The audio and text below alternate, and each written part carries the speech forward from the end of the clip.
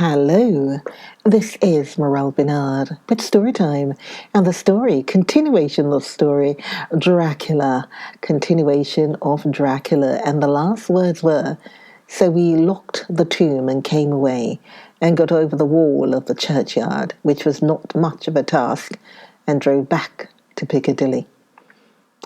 27th September. Friend John, I write this in case anything should happen. I go alone to watch in that churchyard. It pleases me that the undead Miss Lucy shall not leave tonight, that so on the morrow night she may be more eager. Therefore I shall fix some things she like not, garlic and a crucifix, and so seal up the door of the tomb. She is young as undead, and will heed. Moreover, these are only to prevent her coming out.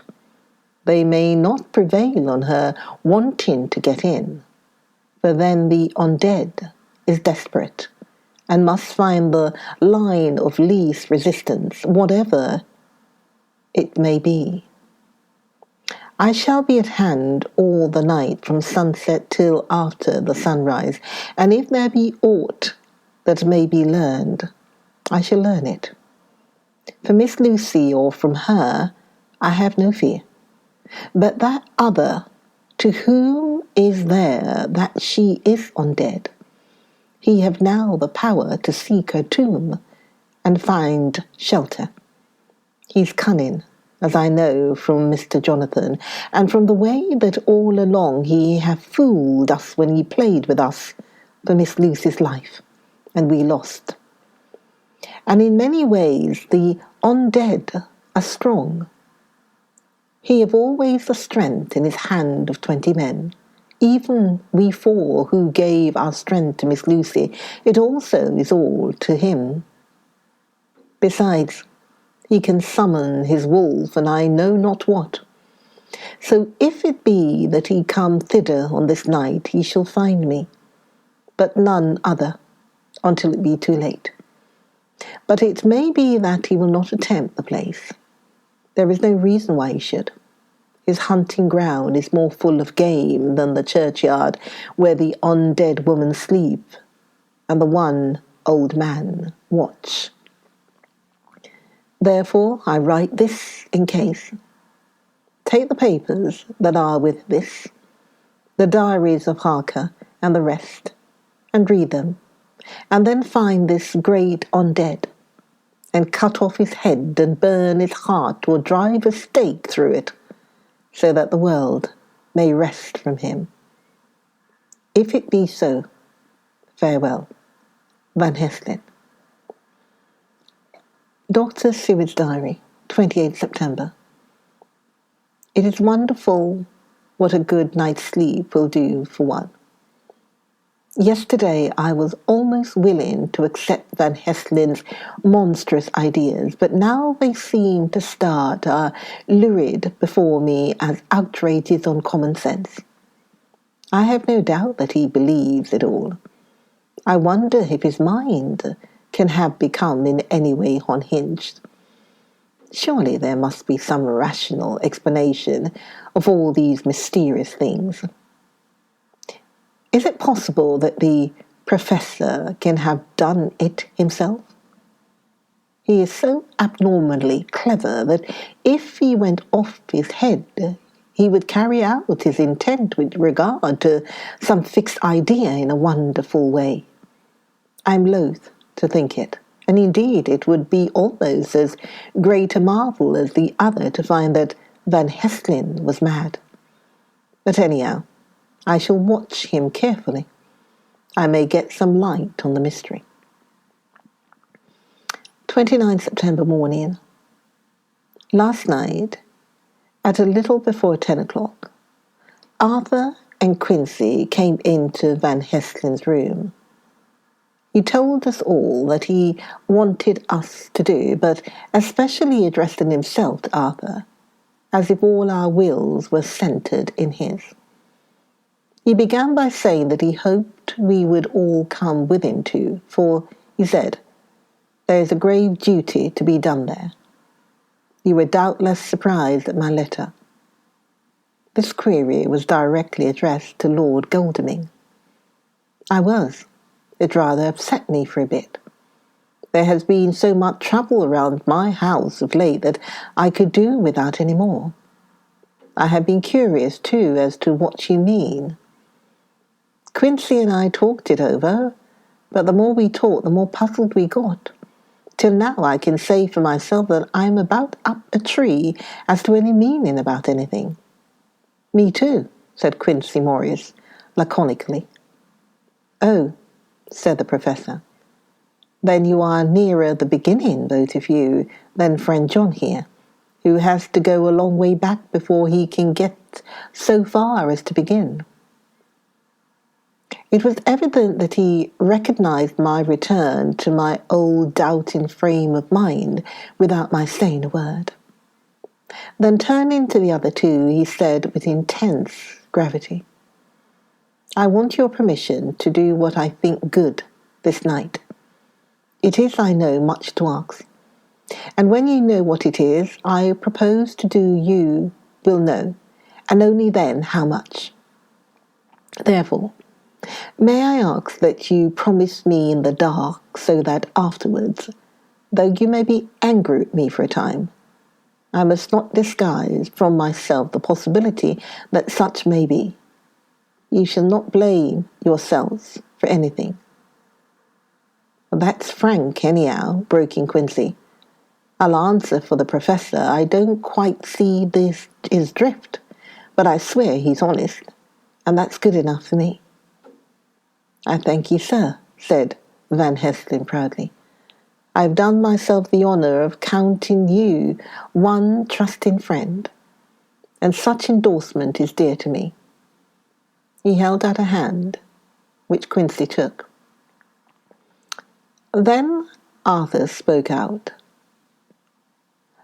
"Dr. Van Helsing, I don't quite like to buy a pig in a poke, as they say in Scotland. And if it be anything in which my honour as a gentleman or my faith as a Christian is concerned, I cannot make such a promise. If you can assure me that what you intend does not violate either of these two, then I give my consent at once, though for the life of me I cannot understand what you are driving at." "I accept your limitation," said Van Helsing. "And all I ask of you is that if you feel it necessary to condemn any act of mine, you'll first consider it well and be satisfied that it does not violate your reservations." "Agreed," said Arthur. "That is only fair. And now that the pourparlers are over, may I ask what it is we are to do?" "I want you to come with me, and to come in secret to the churchyard at Kingstead." Arthur's face fell as he said in an amazed sort of way, "Where poor Lucy is buried." The Professor bowed. Arthur went on, "And when there?" "To enter the tomb." Arthur stood up. "Professor, are you in earnest? Or it is some monstrous joke?" "Pardon me, I see that you are in earnest." He sat down again, but I could see that he sat firmly and proudly, as one who is on his dignity. There was silence until he asked again, "And when in the tomb?" "To open the coffin." "This is too much," he said, angrily rising again. "I'm willing to be patient in all things that are reasonable, but in this desecration of the grave of one who—" He fairly choked with indignation. The Professor looked pityingly at him. "If I could spare you one pang, my poor friend," he said, "God knows I would. But this night our feet must tread in thorny paths, or later, and forever, the feet you love must walk in paths of flame." Arthur looked up with set white face and said, "Take care, sir, take care." Would it not be well to hear what I have to say, said Van Hesselen, and then you will at least know the limit of my purpose? Shall I go on? That's fair enough, broke in Morris. After a pause, Van Hesselen went on, evidently with an effort. Miss Lucy is dead, is it not so? Yes. Then there can be no wrong to her. But if she be not dead, Arthur jumped to his feet. Good God, he cried, what do you mean? Has there been any mistake? Has she been buried alive? He groaned in anguish that not even hope could soften. I did not say she was alive, my child. I did not think it. I go no further than to say that she might be on dead. On dead, not alive? What do you mean? Is this all a nightmare, or what is it?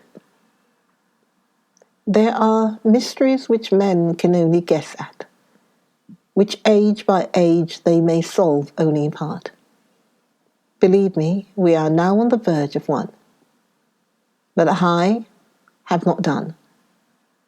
May I cut off the head of dead Miss Lucy?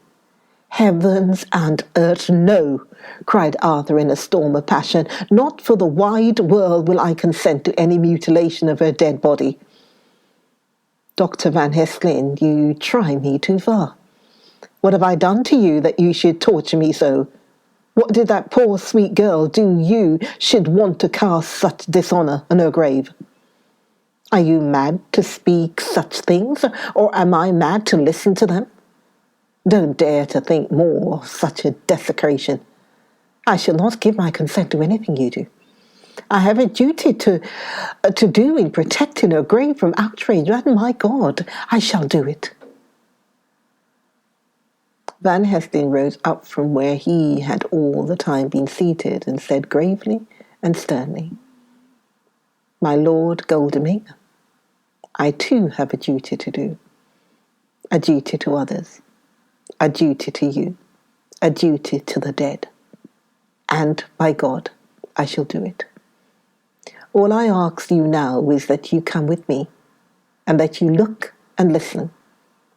And if when later I make the same request, you do not be more eager for its fulfillment even than I am, then I shall do my duty, whatever it may seem to me, and then, to follow of your lordship's wishes, I shall hold myself at your disposal to render an account to you, when and where you will. His voice broke a little, and he went on with a voice full of pity. But I beseech you, do not go forth in anger with me.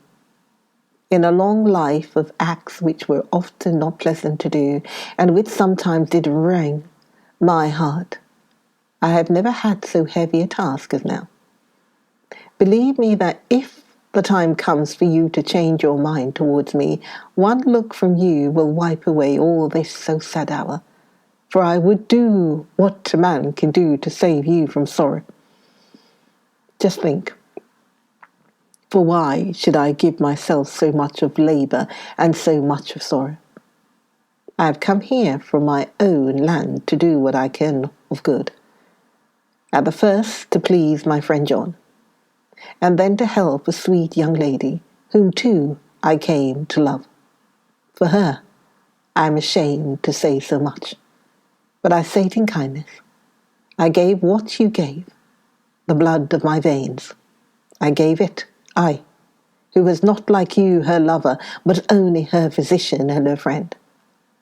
I gave to her my nights and days before death, after death, and if my death can do her good even now, when she is in the dead on dead, she shall have it freely.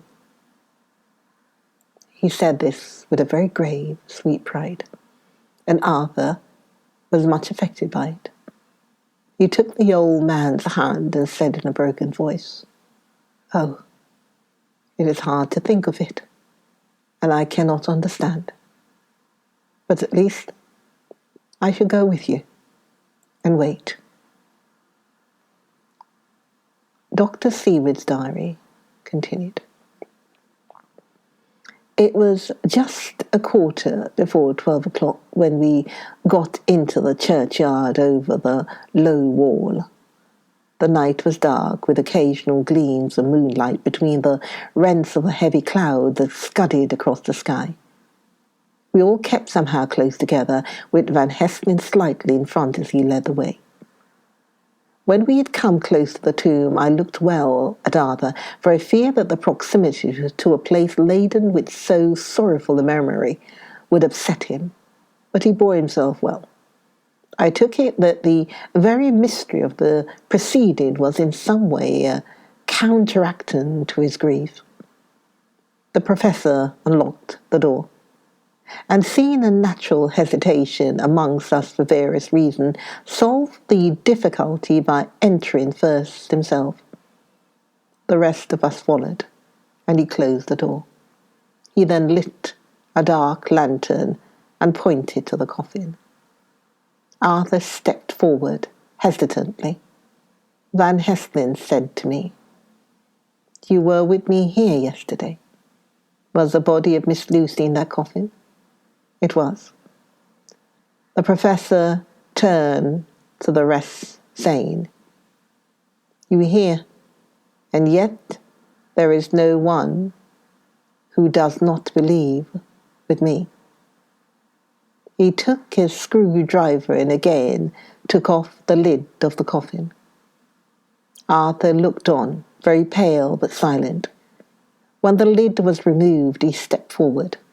He evidently did not know that there was a leaden coffin, or at any rate had not thought of it. When he saw the rent in the lead, the blood rushed to his face for an instant, but as quickly fell away again, so that he remained of a ghastly whiteness. He was still silent. Van Hestling forced back the leaden flange, and we all looked in and recoiled. The coffin was empty. For several minutes no one spoke a word. The silence was broken by Quincey Morris.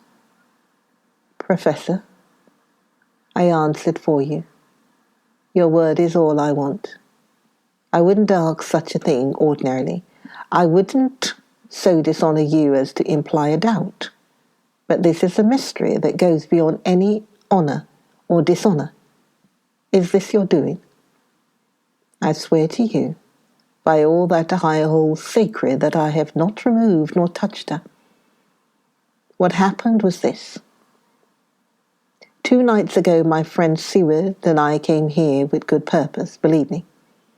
I opened that coffin, which was then sealed up, and we found it as now empty. We then waited and saw something white come through the trees. The next day we came here in daytime, and she lay there. Did she not, friend John? Yes. That night we were just in time. One more so small child was missing. We find it, thank God, unharmed amongst the graves. Yesterday I came here before sundown, for at sundown the undead can move. I waited here all the night till the sun rose, but I saw nothing. It was most probable that it was because I had laid over the clamps of those doors garlic, which the undead cannot bear, and other things which they shun. Last night there was no exodus, so tonight before the sundown I took away my garlic and other things, and so it is we find this coffin empty. But bear with me. So far there is much that is strange. Wait you with me outside, unseen and unheard, and things much stranger are yet to be. So, here he shut the dark slide of his lantern now to the outside. He opened the door, and we filed out. He come in last and locking the door behind him. Oh, but it seemed fresh and pure in the night air after the terror of that vault. How sweet it was to see the clouds race by, and the passing gleams of the moonlight between the scudding clouds crossing and passing, like the gladness and sorrow of a man's life. How sweet it was to breathe the fresh air that had no taint of death and decay. How humanizing to see the red lighting of the sky beyond the hill, and to hear far away the muffled roar that marks the life of a great city. Each, in his own way, was solemn and overcome. Arthur was silent, and was, I could see, striving to grasp the purpose and the inner meaning of the mystery. I was myself tolerably patient and half inclined again to throw aside doubt and to accept Van Heslin's conclusions. Quincey Morris was phlegmatic in the way of a man who accepts all things, and accepts them in the spirit of cool bravery, with hazard of all he has to stake. Not being able to smoke, he cut himself a good-sized plug of tobacco and began to chew. As to Van Heslin, he was employed in a definite way. First he took from his bag a mass of what looked like thin, wafer-like biscuits, which was carefully rolled up in a white napkin. Next, he took out a double handful of some whitish stuff, like dough or putty. He crumbled the wafer up fine and worked it into the mass between his hands. This he then took, and rolling it into thin strips, began to lay them into the crevices between the door and its setting in the tomb. I was somewhat puzzled at this, and being close, asked him what it was that he was doing. Arthur and Quincey drew near also, as they too were curious. He answered, "I'm closing the tomb, so that the undead may not enter." "And is that stuff you have put there going to do it?" asked Quincey. "Great Scott, is this a game?" "It is." "What is that which you are using?"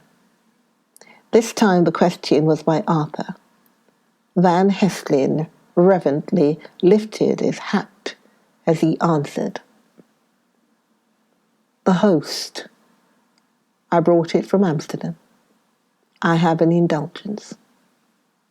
It was an answer that appalled the most sceptical of us, and we felt individually that in the presence of such earnest purpose as the Professor's, a purpose which could thus use the, to him, most sacred of things, it was impossible to distrust.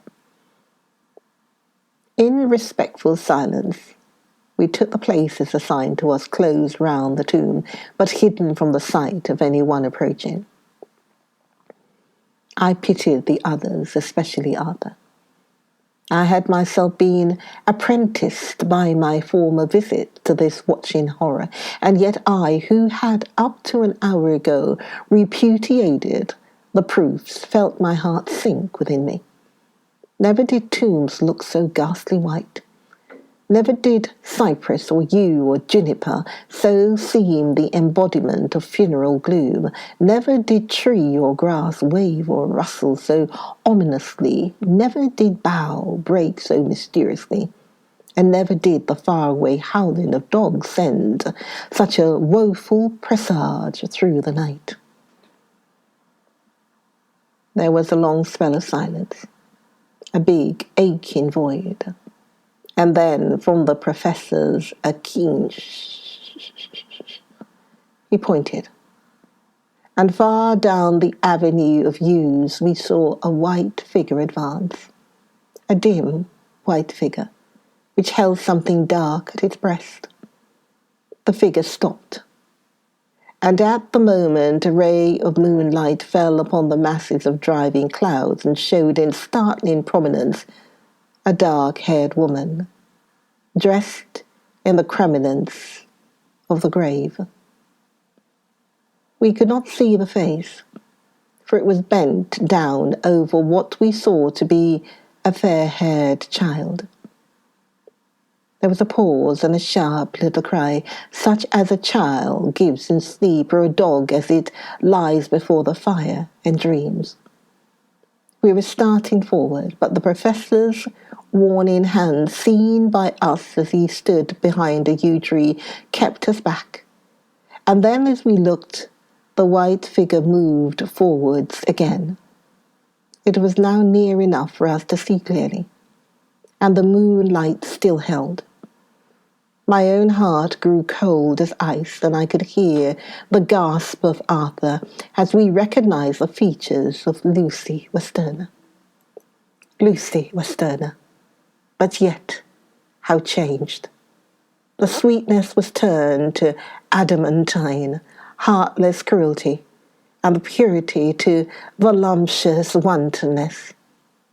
Van Helsing stepped out, and obedient to his gesture, we all advanced too. The four of us ranged in a line before the door of the tomb. Van Helsing raised his lantern and drew the slide.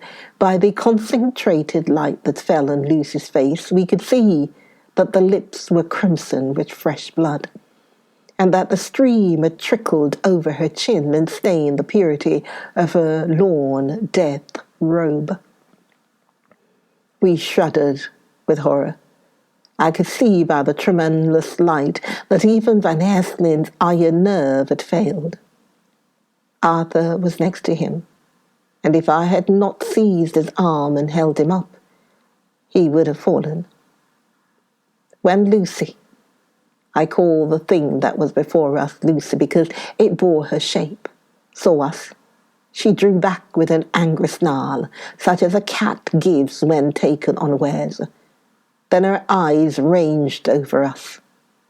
Lucy's eyes in the form and colour, but Lucy's eyes unclean and full of hellfire instead of the pure, gentle orbs we knew. At that moment the remnant of my love passed into hate and loathing. Had she then to be killed? I could have done it with savage delight. As she looked, her eyes blazed with unholy light, and the face became wreathed with a voluptuous smile. Oh God, how it made me shudder to see it. With a careless motion she flung to the ground, callous as the devil, the child that up to now she had clutched strenuously to her breast, growling over it as a dog growls over a bone. The child gave a sharp cry and lay there moaning.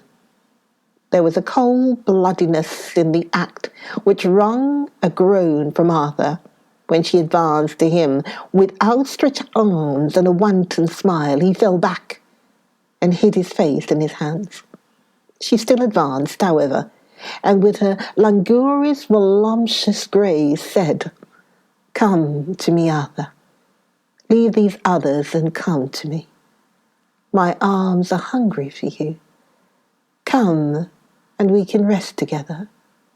Come, my husband, come." There was something diabolically sweet in her tones, something of the tingling of glass when struck, which rang through the brains even of us who heard the words addressed to another.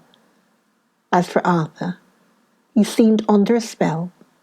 Moving his hands from his face, he opened wide his arms. She was leaping for them when Van Helsing sprang forward and held between them his little golden crucifix. She recoiled from it, and with a suddenly distorted face, full of rage, dashed past him as if to enter the tomb. When within a foot or two of the door, however, she stopped, as if arrested by some irresistible force. Then she turned, and her face was shown in the clear burst of moonlight and by the lamp, which had now no quiver from Van Hersling's iron nerves. Never did I see such baffled malice on a face, and never, I trust, shall such ever be seen again by mortal eyes. The beautiful colour became livid. The eyes seemed to throw out sparks of hellfire. The brows were wrinkled as though the folds of the flesh were the coils of Medusa's snakes, and the lovely blood-stained mouth grew to an open square as in the passion mask of the Greeks and Japanese. If ever a face meant death, if looks could kill, we saw it at that moment. And so, for full half a minute, which seemed an eternity, she remained between the lifted crucifix and the sacred closing of her means of entry. Van Helsing broke the silence by asking Arthur, "Answer me, O my friend. Am I to proceed in my work?" Arthur threw himself on his knees and hid his face in his hands as he answered, "Do as you will, friend. Do as you will. There can be no horror like this ever any more." And he groaned in spirit. Quincy and I simultaneously moved forward and took his arms. We could hear the click of the closing lantern as Van Helsing held it down. Coming close to the tomb, he began to remove from the chink some of the sacred emblem which he had placed there. We all looked on in horrified amazement as we saw, when he stood back, the woman with a corporeal body as real as that moment as our own, passing through the interstice where scarce a knife blade could have gone. We all felt a glad sense of relief when we saw the professor calmly restoring the strings of putty to the edges of the door. Oh, join me. Join me for the next video. Join me for the next video of Dracula. Or join me for the next video of Dracula. Join me, Morel Bernard, next video.